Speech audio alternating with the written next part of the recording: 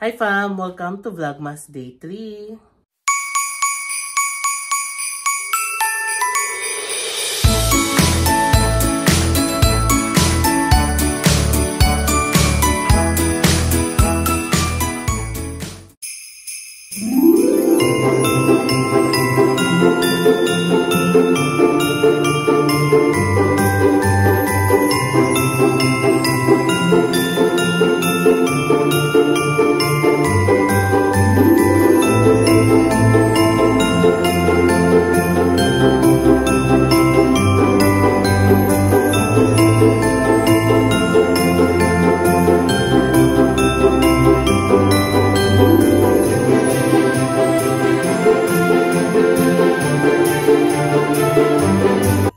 It's our second day here in Hongdae, Seoul, South Korea. And alam nyo ba fam, 10:30 na ng umaga ngayon. Ang sarap ng tulog ko. Nakabawi talaga ako ng tulog. Nakatulog ako around 12 kagabi. Nagising ako alas 9 na.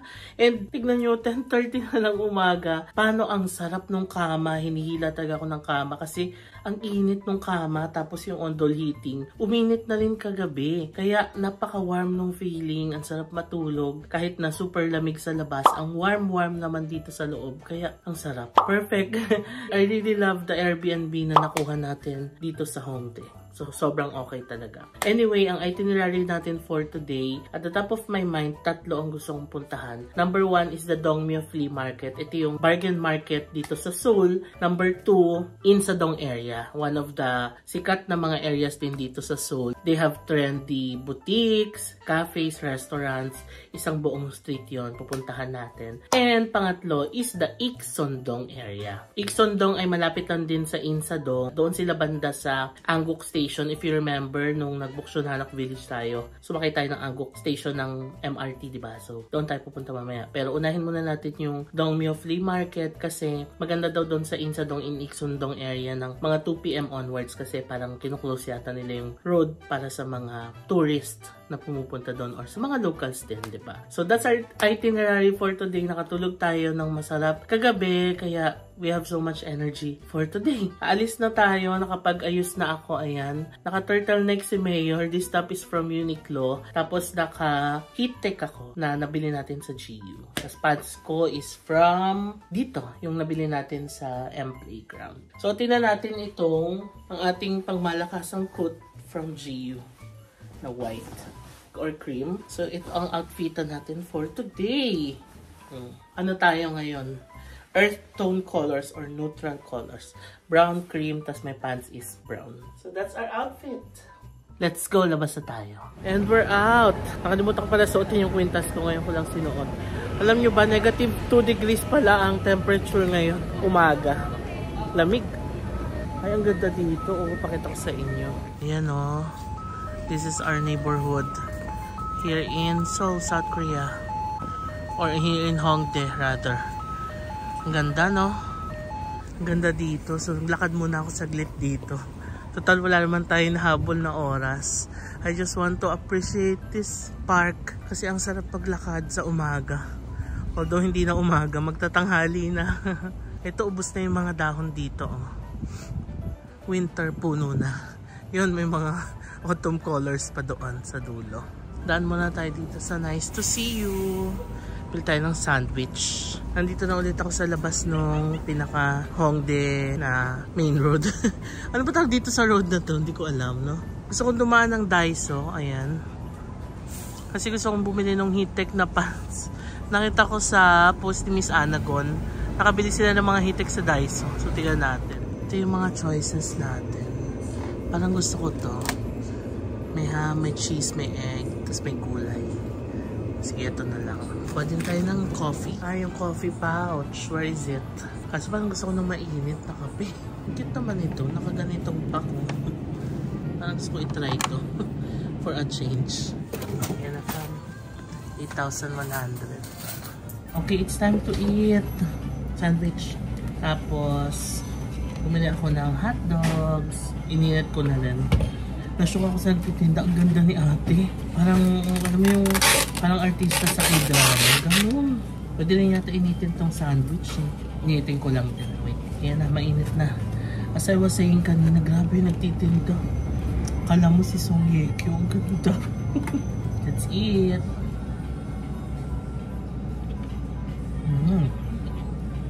Tama nga, egg, ham, cheese, cucumber. Ang ganda ng combination, sarap. 11 na.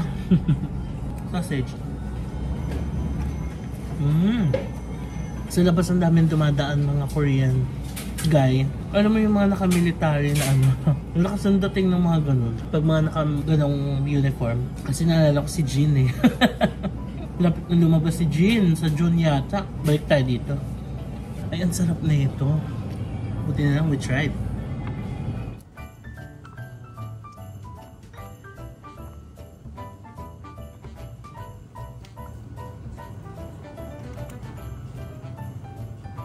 Lalakad na tayo ulit dito sa may main road. 11:30 na. Diyan tayo pupunta sa kabila. Daiso. Ito yung sinasabi ko sa inyong naka-military outfit. Diba? Alala ko si Jin pala. Ang ganda dito, no? City tour. Ah, ito pala siguro yung hop on, hop off bus city tour sa Seoul. May stop siya dito. Ito na ang Daiso. Dito tayo sa fashion, second floor. Okay, lumabas na ako. Hindi ako nakabili. Konti lang yung selection nila for men. Naghanap sana ako ng gloves kasi wala rin ako makita dun sa loob. Mag-MRT na tayo.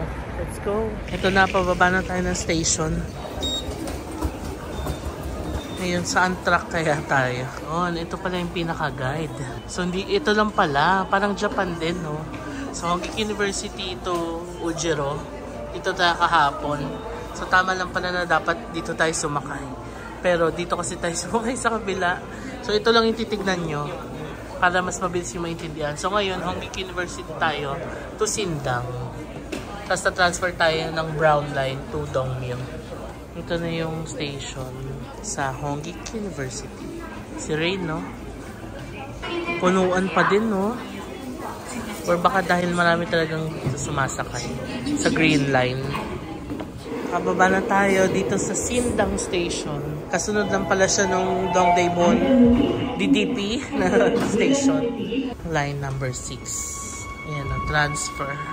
Dito tayo sasakay. 1 station away lang to Dongmyeong. Siya na yung tren na sasakyan natin. Ito medyo maluwag to. Yung Green Line talaga yung medyo madaming tao, no? Let's go out.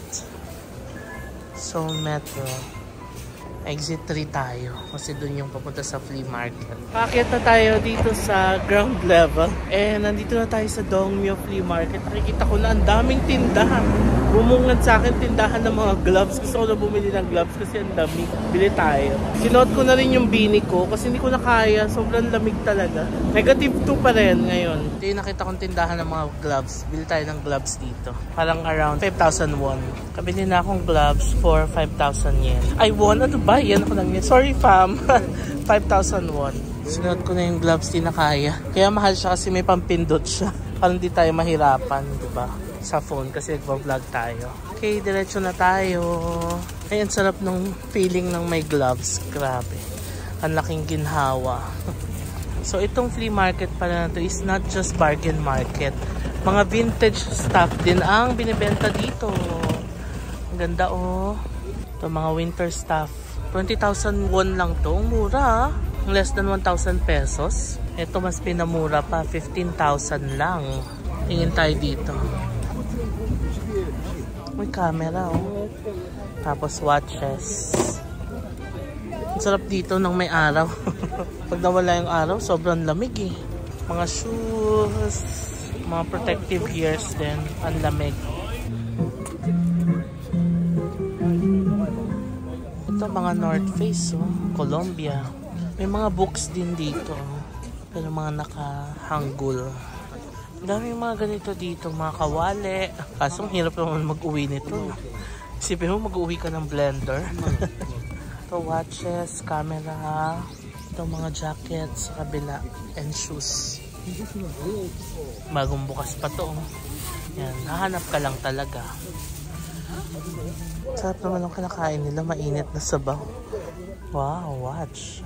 Stock box. Technomarine pala to. Ang laki pala nito. Meron pa doon, no? Tapos, meron pa dito. Tingnan natin dito. Pagalingan maghanap dito, no? Parang sa atin, pag nag-ukay ka, kailangan mong galingan maghanap. Kasi yung mga magaganda, malamang mga nasa sulok-sulok yan nakatago. 30,000, 40K. May toilet din pala dito. So, kayo mag-alala kung pupunta kayo dito. At pala CR kayo. Ito, may mga bags. Mga branded. Euro, Prada. Dito naman tayo. Sana tayo nakapasok. Ito, ang ganda, oh. May fur. May mga Adidas sila, New Balance. Original kaya. Superstar. Ito yung store. Sarap naman magkape dito sa arawan. Daming tinapay dito. 1,000 won lang. Sige, balik tayo doon sa main road na pinanggalingan natin kanina. Wow, cute. Mga One Piece characters. Cute naman ni King. Tanjiro. Cute. Ito. 아니까 살아오신 거야. 다이어트하고 페페도 한 3개월 걸려. 3개월. 다이어트. 이거 이렇게. 봐봐, 안막이 아니에요. Nilalagay sa tiyan pala. 이거 만 원이요? Ayan 네, o. 그거 가져가셔야 돼, 아버님. Pampapayat. 이렇게. 다이어트 2개, 더블 만 원. Okay. Binibentahan niya ako ng 필리핀 사람이요? vibration. 필리핀 사람? Okay. Massage. Okay. How much? 1,000. 1,000 won. Okay. 배터리.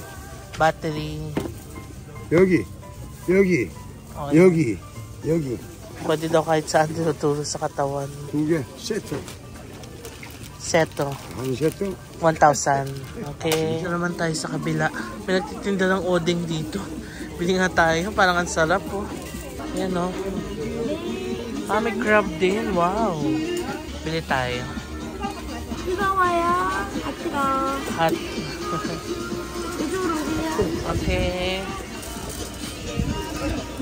Thank you. Okay. Kain tayo ng odeng. Init. Ay, sarap. Ang sarap ng soup. Malinamnam. Tapos, ang perfect kasi sobrang init niya.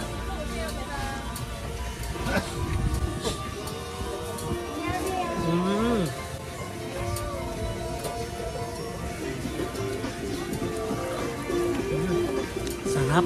Grabe.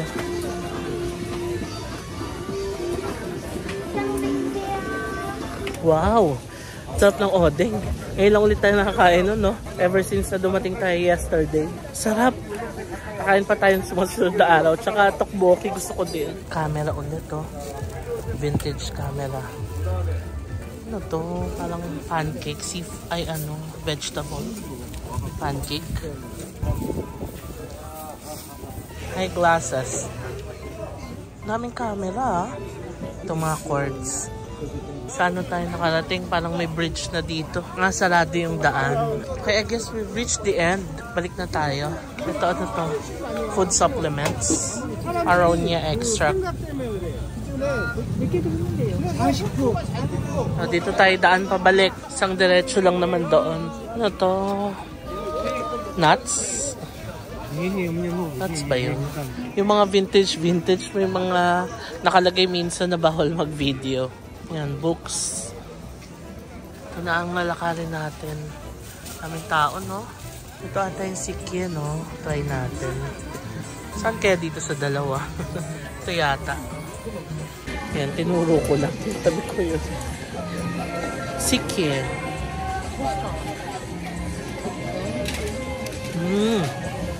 Sarap pala nito. Manamis-namis siya na parang nasang pinipig, ganon. Sarap. Wow. I like it. Wala ko nakita dito. Ayan o, kapal o. Ang sarap niya, ang warm. Ito yung nakita ko, ang ganda o. Design United. Mahaba pa siya. Panlamig talaga, no? Okay, let's move on. Hindi ko siya binili kasi naisip ko napakabigat, as in. Parang paano ko siya dadalhin. Tapos, syempre, hindi naman siya magagamit sa Philippines. Although maganda siyang panlamig kasi balot na balot ka talaga. Kaso parang sobrang laki at sobrang bigat. Baka mahirapan akong bitbitin. Ano na ako nakita? Mainit siya sa katawan. Tapos, maano lang siya. Hindi siya mahaba. Ganito lang siya, oh. Yan siya. Di ba malaki? Sakto lang. Tapos masasarap pa siya pag sobrang lamig na talaga. Pwede ito pang mamayang gabi. Kasi sa gabi hindi kinakaya ng coat ko yung lamig eh. Yan, okay ba? Ganda ba, Pam? That's 20,000 won lang. Less than 1,000 pesos, no? Ito siya, wild and pure. Ang ganda, no? Tsaka makapal siya, ayan. Ang maganda pa, hindi siya masyadong mabigat and hindi kagaya ng kanina na super haba tas ang bigat dalhin. Ito, sakto lang. 20,000 won. Ito yung isang design na available. Maganda siya kasi black lang din. Tapos parang tela yung labas. Pero yung loob niya, pang lamig din. Ayan, no? Ito naman, parang medyo leather yung style. Kunin na natin to para may mabili naman tayo dito sa Dongmyo. 20,000 won. Yehey! Ang saya, may nabili ko. Kamsahamnida! Yehey! Mission accomplished. Kabili tayo. Now, ang challenge is hindi dapat natin siya maiwan. Yun ang challenge for today, ha? Hindi dapat maiwan ang pinamili. Kasi alam nyo naman ako, pag hindi nakakabit sa katawan ko, pag ganito-ganito lang, ang laki ng chance na mailapag ko, tas makakalimutan na.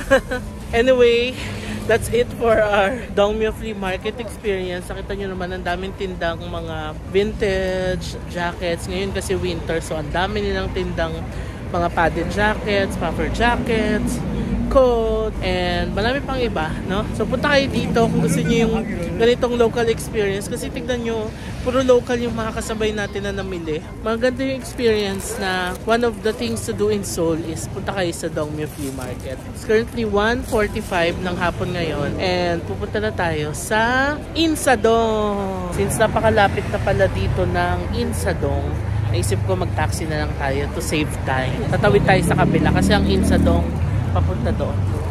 Lapit lang, as in kapag nag-train ka 12 minutes lang tapos ilang stop lang from Dongmyo to Angbuk Station. Taxi na lang tayo. Kasi sa taxi hindi lang tayo mang masisave mo, kundi yung lakad. Patawid na ako dito sa kabila. Ang ganda ng Dongmyo Flea Market, the view from here, oh. Kasi may mga autumn leaves pa. Gaabang na lang ako ng taxi, ayan. Napanood ko yung vlog ni Mami Heidi dito.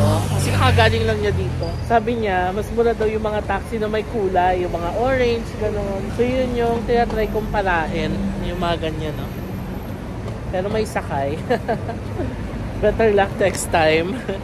Ayan, nabang na tayo ng taxi. Ang sarap dito, ang init.